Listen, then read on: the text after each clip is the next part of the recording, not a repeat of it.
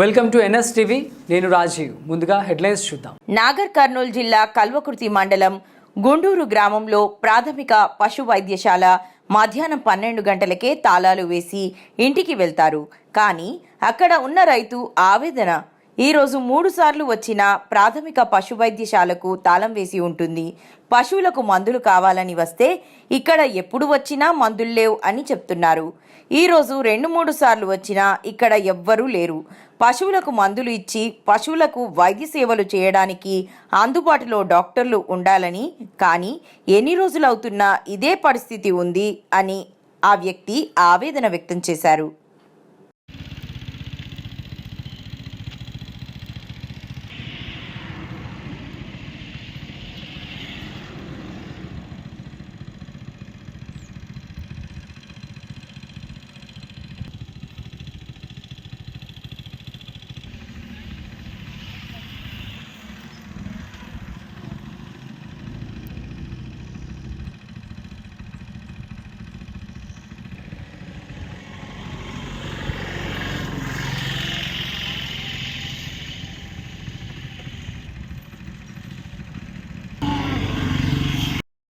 పేరు సాంబశివుడు, మాది గుండూరు గ్రామం.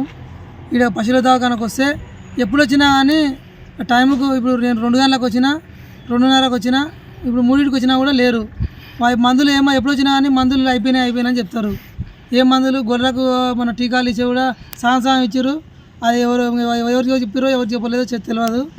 మొత్తం మీద అయితే ఇంకా సాయం చేస్తారు. వాళ్ళ పని అయితే కరెక్ట్ చేస్తలేరు, వెళ్ళిపోతారు వాళ్ళు. నేనేమన్నా వచ్చినా అని మందులు వస్తలే అని చెప్తారు. ఎన్నిసార్లు వచ్చినా? ఈసారి 2 సార్లు వచ్చినా లేరు. ఎప్పుడో వెళ్ళిపోతారు. 12 కాగానే వెళ్ళిపోతారు, 12-1 కాగానే వెళ్ళిపోతారు.